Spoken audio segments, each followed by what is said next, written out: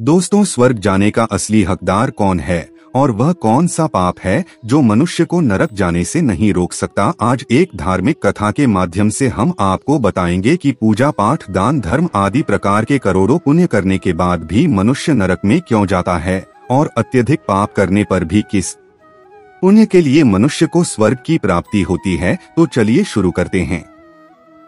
दोस्तों, मध्य देश की बात है। एक ही समय पर 5 मनुष्यों की मृत्यु हो जाती है और वे सभी यमलोक में पहुंच जाते हैं। यमलोक का दृश्य देखकर वे भयभीत हो जाते हैं। विशालकाय आकार वाले यमराज सुवर्ण से बने सिंहासन पर विराजमान होते हैं। उनके पास चित्रगुप्त बैठे हैं, जिनके पास सभी प्राणियों का लेखा जोखा रखा हुआ है। यम के दूत प्राणियों को आगे धकेल रहे हैं। कुछ मनुष्य जोर जोर से विलाप कर रहे होते हैं, तो कुछ मनुष्य अत्यंत प्रसन्न होकर चल रहे होते हैं।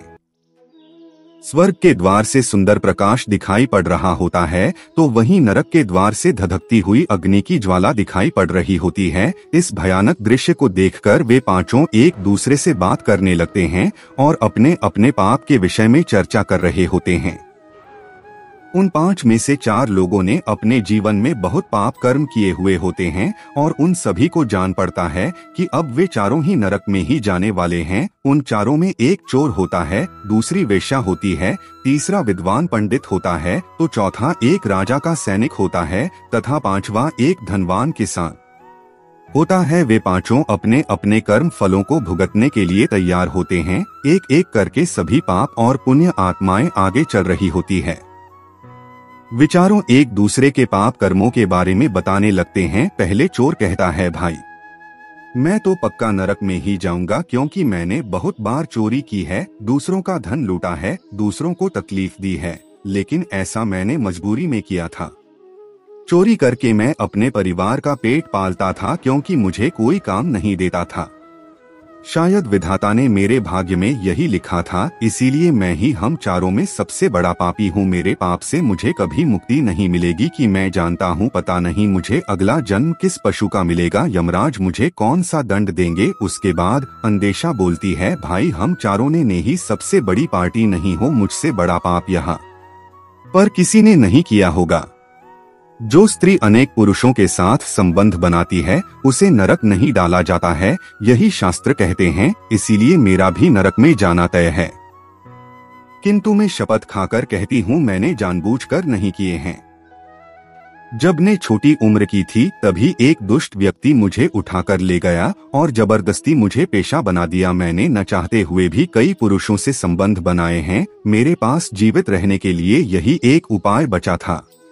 नहीं करती भी तो क्या करती, मेरे पास इतनी शक्ति नहीं थी कि मैं उस दुष्ट पुरुष से लड़ता। को पता नहीं किस बात के कारण मुझे इस जन्नी वेश्या बनना पड़ा। न जाने आगे मुझे किस पशु के रूप में जन्म लेना पड़ेगा।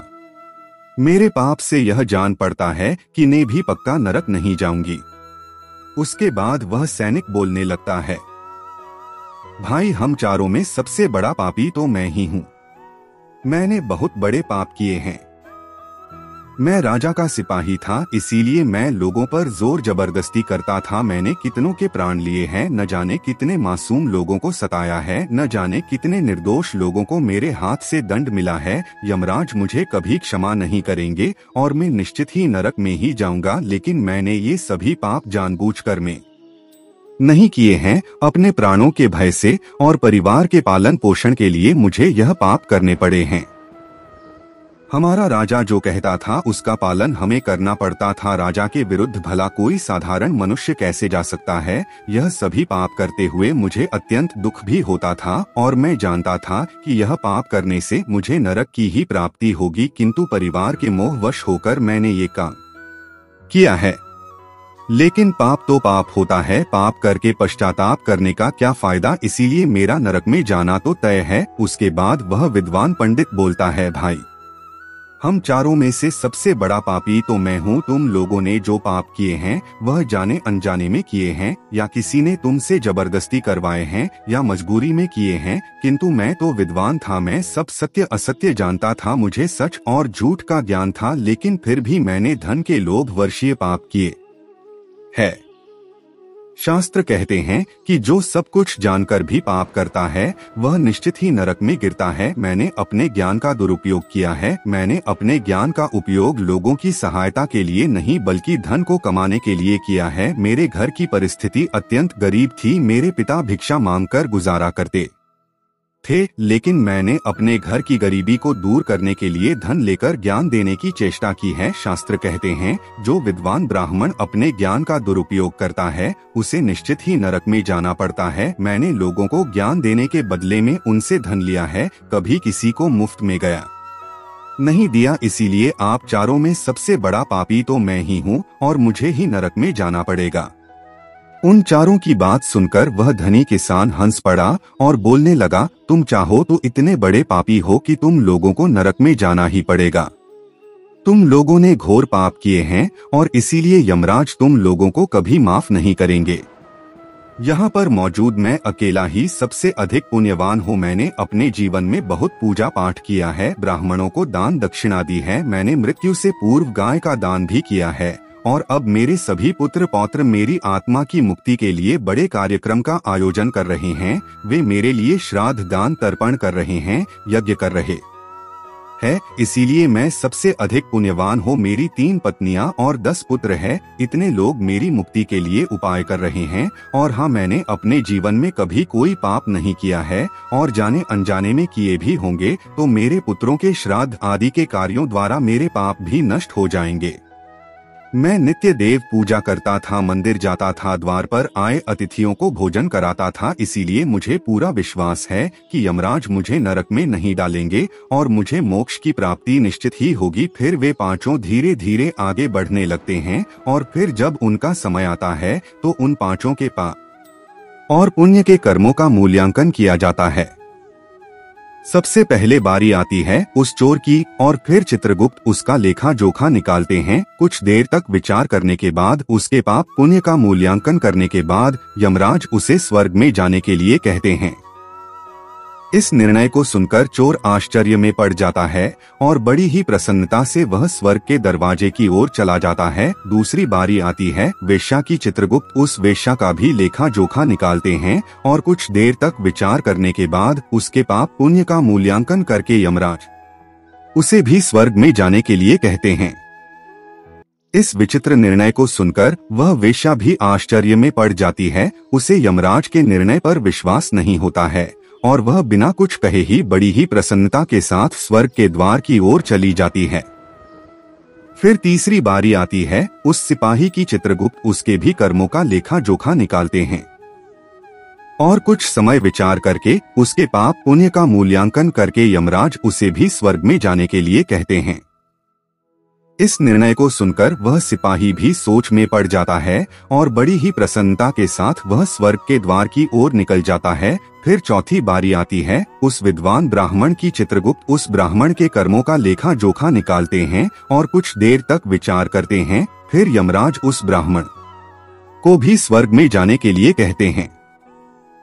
फिर वह विद्वान ब्राह्मण विचार करता है, मैंने तो पाप किया है, फिर मुझे क्यों स्वर्ग में भेज रहे हैं। फिर वह भी मन ही मन प्रसन्न होकर स्वर्ग के द्वार की ओर चलने लगता है। उन चारों को स्वर्ग में जाता देख वह धनवान किसान बहुत दुखी और क्रोधित हो जाता है। वह सोचने लगता है कि यह कैसा ने आए हैं, इन पापियों को स्वर्ग जाने का मौका मिल रहा है। फिर मैंने जो पुण्य के काम किए हैं उनका क्या, पापी और पुण्यवान एक ही जगह पर डाले जाएंगे तो पुण्य करने का फायदा ही क्या। फिर उस धनवान किसान को यम के दूत जोर से धकेल देते हैं और कहते हैं, अरे पापी, आगे चल, तुझे नरक में डाला जाएगा, यमराज तुझे माफ नहीं करेंगे। यह सुनकर वह धनवान किसान भयभीत हो जाता है और कहने लगता है, मैं तो स्वर्ग में जाऊंगा, मैंने कोई पाप नहीं किया है।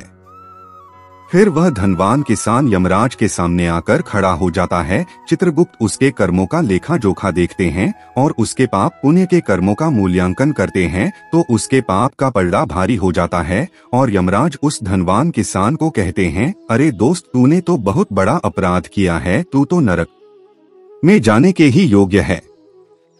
इतना सुनते ही वह किसान थर थर कांपने लगता है और यमराज से कहता है, धर्मराज, यह अन्याय है, मैंने तो जीवन में कोई पाप नहीं किए हैं और पुण्य ही किए हैं। आप मुझे नरक में क्यों डाल रहे हैं? और मुझसे पहले जो 4 लोग गए थे वे तो घोर पापी थे, उन्होंने बड़े बड़े पाप और अपराध किए हैं, उन्हें तो आपने स्वर्ग में डाल दिया है। आप ऐसा अन्याय मेरे साथ क्यों कर रहे हैं? अगर ऐसा अन्याय होगा तो भला कौन सा मनुष्य धरती पर पुण्य करेगा? फिर यमराज कहते हैं, अरे पापी, तूने जो पाप किया है वह तो उन 4 के पापों के सामने कुछ भी नहीं है। तेरे एक पाप के कारण तेरा सारा पुण्य फल नष्ट हो गया है। यदि ने यह पाप नहीं किया होता तो तू स्वर्ग में जा सकता था, लेकिन तूने यह पाप जानबूझकर किया है, इसीलिए तुझे नरक में अवश्य जाना पड़ेगा। चोर ने तो मजबूरी में चोरी की थी, किंतु वह चोर दूसरों की भूख मिटाता था, गरीबों को दान करता था। उसने कभी किसी निर्दोष और गरीब व्यक्ति के घर चोरी नहीं की। उसके पुण्य कर्म उसके पाप से अधिक थे, इसीलिए वह स्वर्ग में गया। दूसरी जो वेश्या थी वह अपने मन से वेश्या नहीं थी, उसे जबरदस्ती डाला गया था और उस वेश्या में केवल अपने शरीर को पीड़ा दी है, लेकिन बाकी कार्य तो उसने पुण्य के ही किए हैं। वह पशु पक्षियों को रोज दाना डाल दी थी, जानवरों की सेवा करती थी, इसीलिए उसका भी पुण्य पाप से भरा था।